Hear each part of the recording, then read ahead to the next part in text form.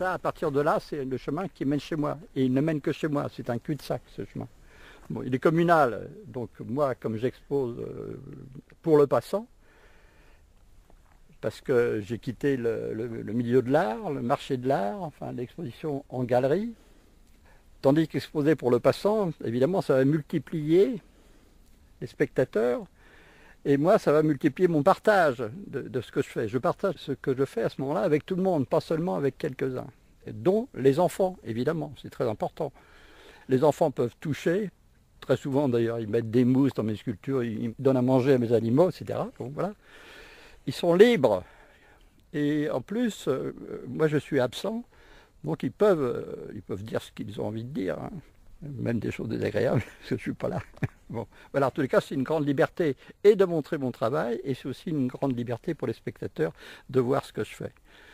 Il y a deux sculptures là, c'est comme un portail, donc de chaque côté du chemin, il y a deux sculptures. Il y en a une qui est ma boîte aux lettres, qui est un cheval bleu, parce qu'évidemment, contrairement aux paysans, je peux faire des chevaux bleus, moi. Ou au centre équestre. Alors d'un côté, il y a un cheval bleu qui est une boîte aux lettres. Voilà.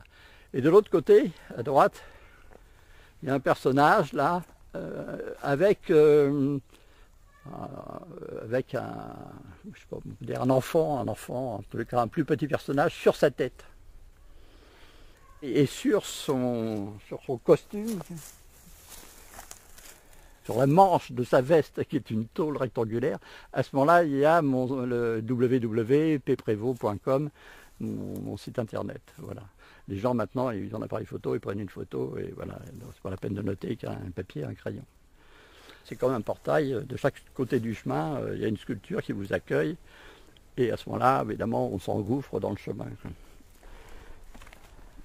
C'est quand je les ramène, quand je les mets dans le chemin, parce que quand je les ramène, la place a été prise par d'autres, donc je les laisse dans le chemin. Tu vois, tant qu'il y a de la place dans le chemin. Parce que le chemin, il fait 900 mètres. Je ne peux pas le rallonger, tu vois. Bon, je peux tasser les sculptures. Je ne peux pas non plus les mettre n'importe où. Je ne peux pas les mettre dans les champs des voisins, tu vois. Il faut que je le mette sur le bord du chemin, quoi. Je le mets sur ce qui est communal, voilà. Les sculptures, elles accueillent des gens qui arrivent. Ben, elles ne disent pas au revoir, elles disent bonjour quand les gens arrivent. Donc elles sont toujours de face. Il y a un dialogue entre la nature et mes sculptures, entre les couleurs de mes sculptures et les couleurs de la nature, etc. Et à ce moment-là, je peux faire une mise en scène en choisissant dans quelle situation je vais les positionner de façon à ce qu'elles soient mises en valeur par la nature, de la façon aussi où elles amènent dans la nature quelque chose qui n'existe pas, c'est-à-dire de l'humour, par exemple. Les arbres ne font pas de blagues, c'est bien dommage. Comme maintenant, tout est pareil, tout est identique.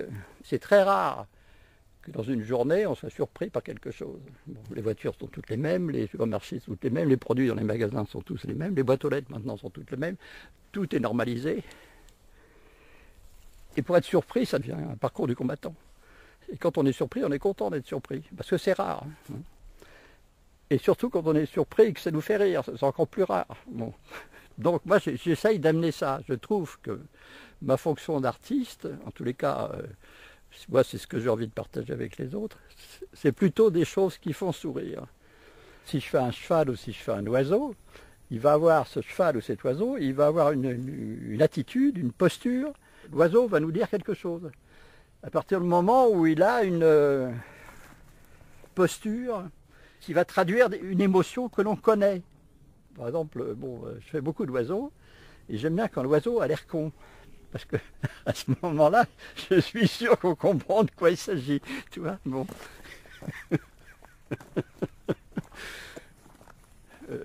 Ou un uri, enfin quelque chose qui nous touche, quoi, qui nous touche. Là, je suis sur un tas de cailloux, un pierrier, quoi. Évidemment, c'est un peu comme un socle d'un seul coup, quoi, hein, c'est un peu en hauteur, etc. Donc là, j'ai planté une chier de sculpture, parce que la ribambelle aussi, c'est une bande, c'est une famille. Et comme dans toutes les familles, bon, évidemment, ils ont un air de famille, mais chaque individu de cette famille, il a un caractère particulier. Si je fais des girafes, je m'arrange pour que la girafe nous regarde. Nous, on regarde la girafe, mais la girafe nous regarde. Donc, il y a un échange qui se passe. Mais si je mets une bande de girafes, si je fais une bande de girafes, une famille de girafes, à ce moment-là, c'est complètement différent parce que je suis comme un con au milieu de plein de girafes. Tu vois. Je domine plus le sujet. C'est pareil pour les chevaux, je fais une bande de chevaux, il y en a qui se cabrent, il y en a qui te menacent, tu vois, bon, il y en a qui se reculent, enfin voilà, tout ça c'est possible. J'aime bien mettre des oiseaux sur des perchoirs. Alors là j'en mets 5 ou 6 sur un perchoir, et ils ont tous évidemment une personnalité, tous ces piafs. Mais le fait qu'ils soient sur le même perchoir, c'est le perchoir qui fait la famille en définitive. Et moi je ne suis plus en face d'un seul oiseau, je suis effectivement devant la jante volatile, enfin je sais pas comment on appelle ça. Et là j'ai intérêt à me tenir peinard parce que tu vois, ils sont plus nombreux que moi. Enfin voilà, moi c'est des choses comme ça qui me font sourire. Et quand je construis un animal ou une sculpture, évidemment au fur et à mesure que je le construis, il va se mettre à exister. Et à la fin, parce que ça je ne sais pas trop, enfin évidemment il y a un moment où je triche un peu, je manipule de façon à ce qu'il ait un air qui me convienne. Hein. Mais quand même, c'est quand même une surprise, quoi. Donc à la fin, je suis le bon Dieu, quoi. Tu vois, j'ai créé quelque chose de vivant. Et c'est pour ça que je continue, quoi. Parce que c'est toujours un amusement, c'est toujours une surprise, et à tous les niveaux. C'est-à-dire que au début, je cherche des objets, donc c'est une chasse au trésor, parce que je vais trouver des objets et je vais m'émerveiller devant certains objets. Tu vois. Dans les vides-greniers, c'est le plus facile et le plus ludique, parce que effectivement, je vais les chercher, je vais les trouver dans une multitude, trouver ce qui me convient. Quand je trouve un seau à charbon, je suis content, parce qu'il n'y en a plus beaucoup, et puis ils ont des formes variées aussi. Je suis plus ou moins content, parce qu'il est plus ou moins beau, le seau à charbon, il est plus ou moins élégant, je sais pas, dans sa fabrication, dans son design, disons. Hein. Après, si j'en trouve deux, je sais que je vais pouvoir faire un cheval avec, je suis encore plus content. Mais quelquefois, il y a des objets qui me plaisent beaucoup, je les prends parce qu'ils me plaisent, et je ne sais pas ce que je vais faire avec. Je ramène ça chez moi.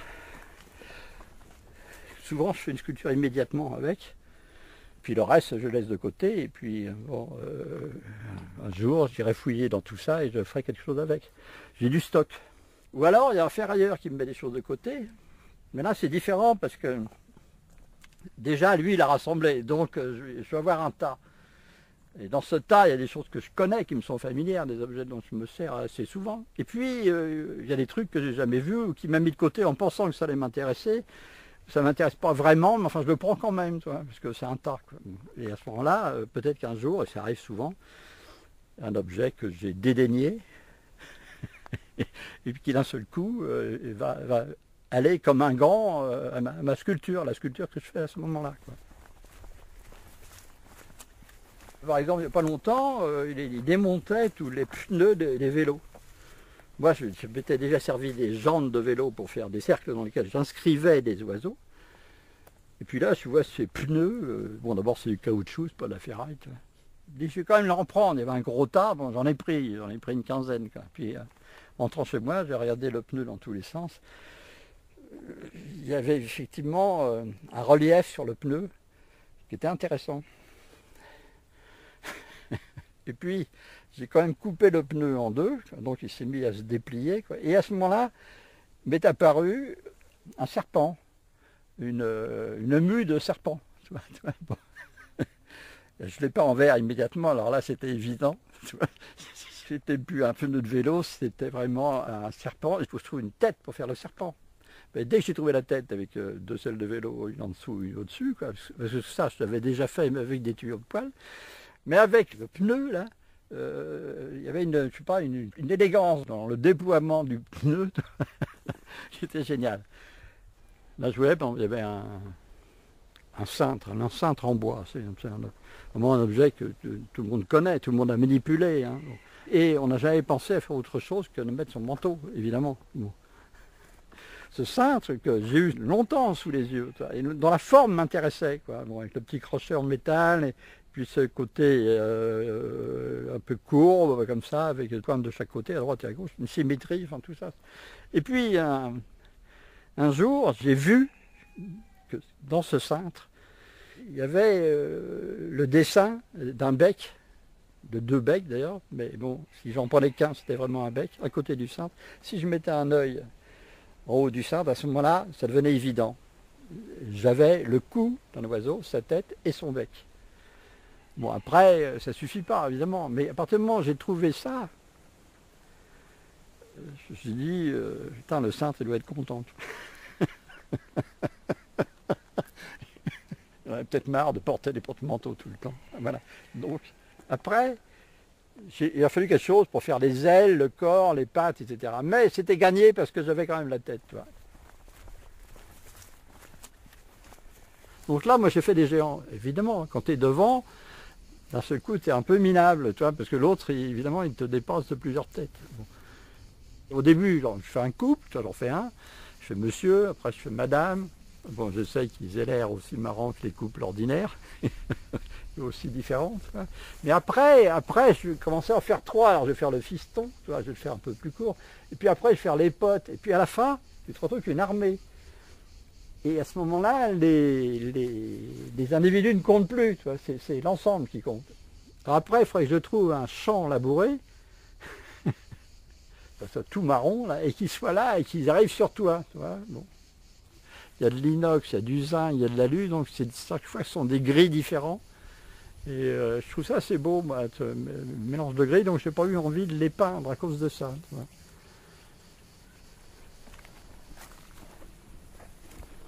On a à l'entrée de ma maison.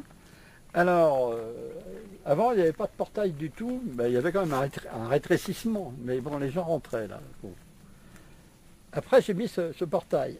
Après, j'ai rajouté quand même propriété privée, parce qu'il y a des gens qui rentraient quand même. Bon, je pense que ça ne m'enchante pas de mettre propriété privée. Mais enfin, voilà.